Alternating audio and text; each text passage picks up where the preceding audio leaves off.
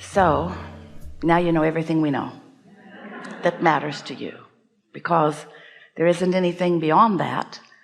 Understanding that you're more than you see, and that you are source energy, and that life will cause you to continue to ask for more. And that's what evolution of all species is about. And when asking occurs within you, that your inner being focuses in the direction of it. And when you focus in the direction of it, you feel wonderful as you're moving along. You're not ever going to get it done. None of us do, because we are all eternal beings.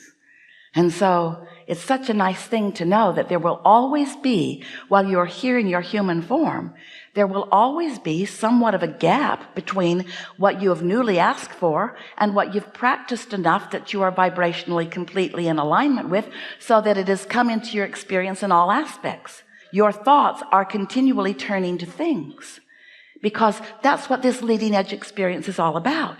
You are leading edge creators. You're out here on the leading edge, and so is your inner being. Your inner being is out here on the leading edge with you, through you. You're not separate from your inner being. Your inner being isn't in heaven, feet dangling over clouds, waiting for you to catch up. It's not like that at all. Your inner being is interested and eager about the new discoveries that you are making, just like you said you would. You said, I'll go forth and I'll explore the contrast with more intimacy and more detail. And your inner being said, and we will remain here non-physically focused. And once you discover something that isn't the way that you want it to be, you'll launch clarity about what you do want.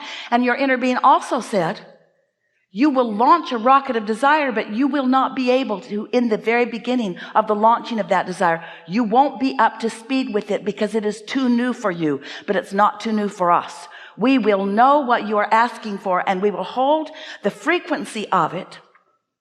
And law of attraction will respond to the frequency of it. And so your new desire will be in the state of becoming. This state of becoming, this vibrational reality, is so vivid to us and so important to us that we've given it a name. We call it the vortex. Your vortex of creation, your vibrational reality. So important, we wrote 2 books about it. Your vibrational reality, your vortex, where all things that you have asked for are in the state of becoming. The only question that we think would be of value for you to ask yourselves is, while all of these cooperative components are being gathered, are you one of them? Are you a cooperative component to your own desire? If you're feeling great, you are. If you're not feeling so great, you're not. It really is that simple. Let's talk for just a moment. We've not done this before. Let's chew together for just a moment about what a cooperative component might look like. So see with us for a moment the sea of physical experience, all of humanity, and focus for just a moment on someone who, for a justified reason, feels vulnerable in this moment. In human form, feeling vulnerable. Now, first of all, the very empty feeling of vulnerability is just the feeling you get when you're focused upon something your inner being isn't focused upon. It's not about the reality that you say is making you feel vulnerable. Vulnerable feeling is simply you vibrating in a way that doesn't let you feel the fullness of your inner being, even though your inner being is focused with you. So since you're holding your inner being away, you feel vulnerable. But let's set all of that concept aside. We know you understand that. Let's just focus for a moment on you feel vulnerable about something. So now, just like in this vortex where your inner being is and all the cooperative components are being gathered, the law of attraction is gathering cooperative components. Now, your inner being's got a way big head start. Your inner being is so powerful. Your inner being is pure positive energy. And so the cooperative components that are being gathered in this vibrational reality by your inner being toward who you have actually become is enormously larger than whatever your point of attraction is in your human form. You have no real power unless you are in concert with your inner being. Can you feel that? But just the same, you can gather together with a whole bunch of other humans, and you can feel vulnerable, and you can get a good stream of things that match vulnerability coming your way. So let's just for a moment talk about what cooperative components might gather around someone who feels vulnerable. Mad people, aggressive drivers, lack of clarity, those people that you want to call bumbling idiots. We're just saying. What are cooperative components to the feeling of vulnerability? Well, you're kind of going to find out, because if you feel vulnerable, they've been showing up in your experience. Traffic patterns don't flow for you. You find yourself not in good timing with the lights. You miss your exit. You take the wrong turn. You do all kinds of things that are a vibrational match to that feeling of vulnerability. How about overwhelmment?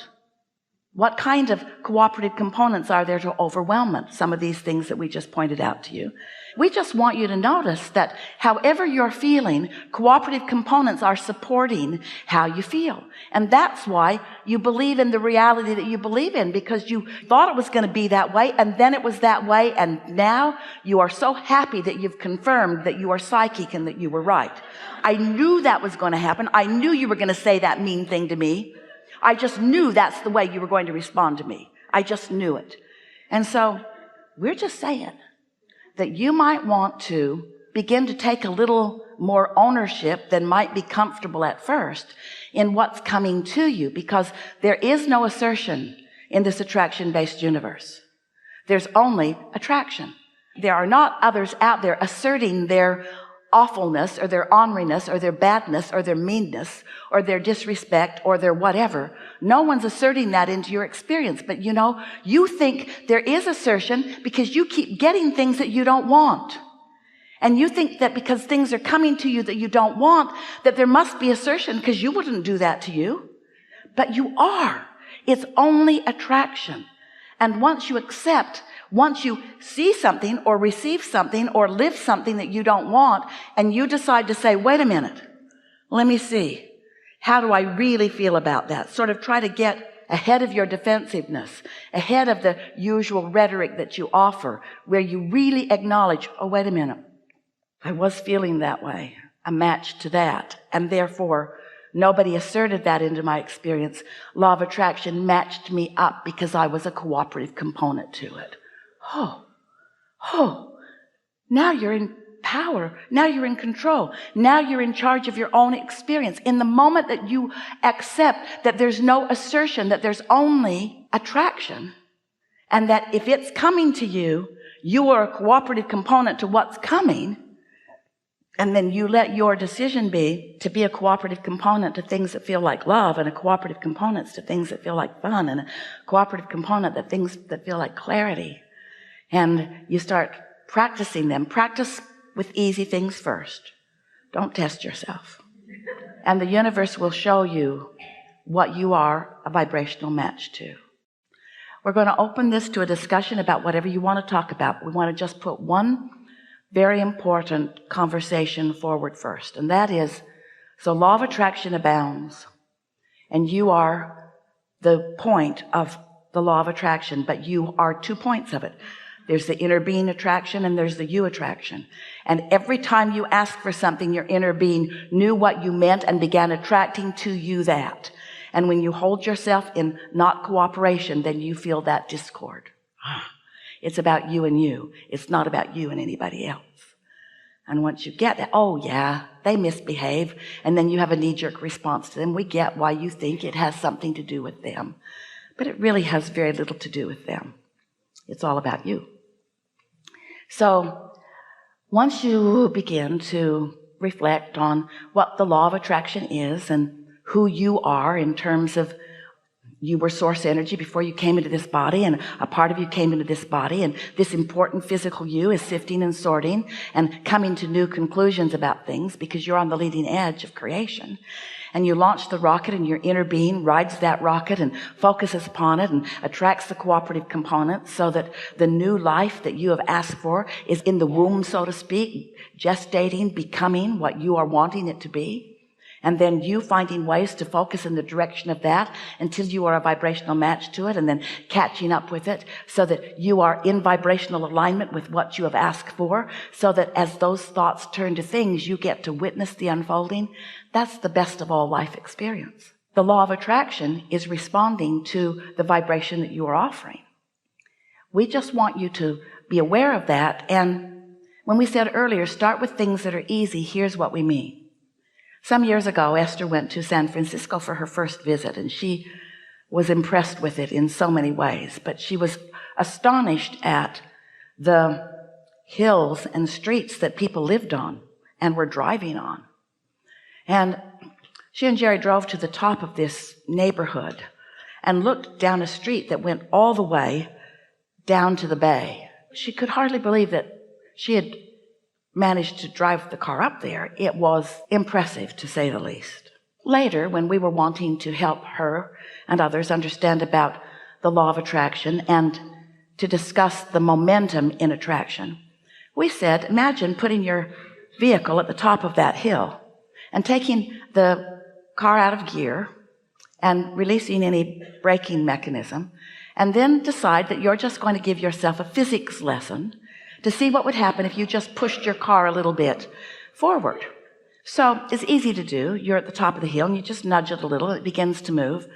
And then you come to your senses, you realize, because you understand about physics and gravity and inertia, you pretty much can anticipate what's going to happen if that car gets moving. And so you step out in front of it and you let it bump up against you and it stops, because you caught in the early stages of momentum.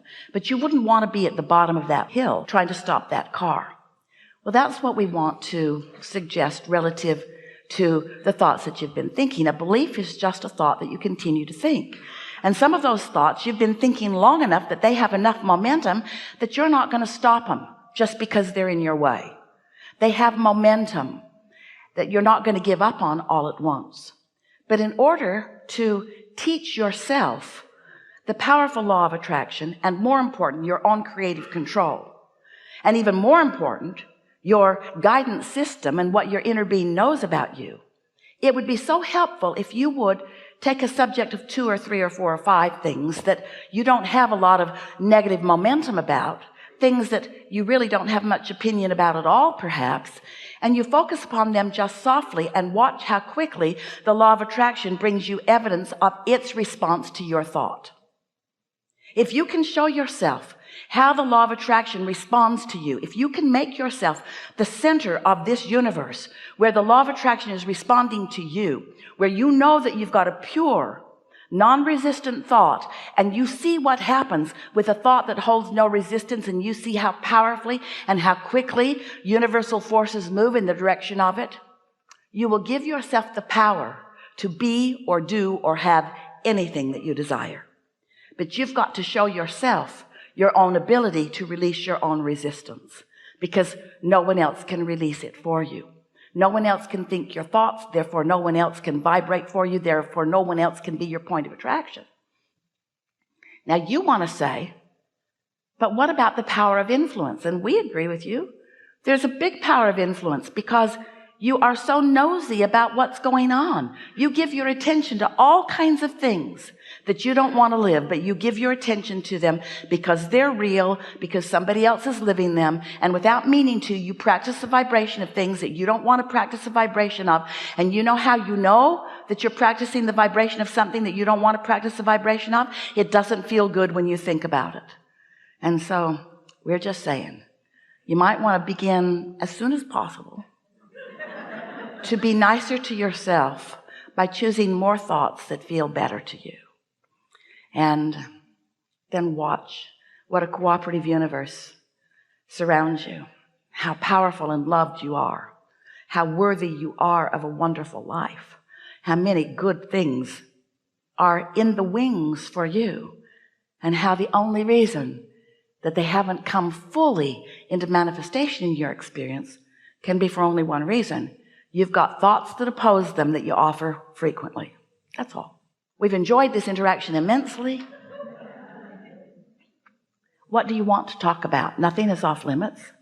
We're eager to talk with you about anything that matters to you. Begin right here.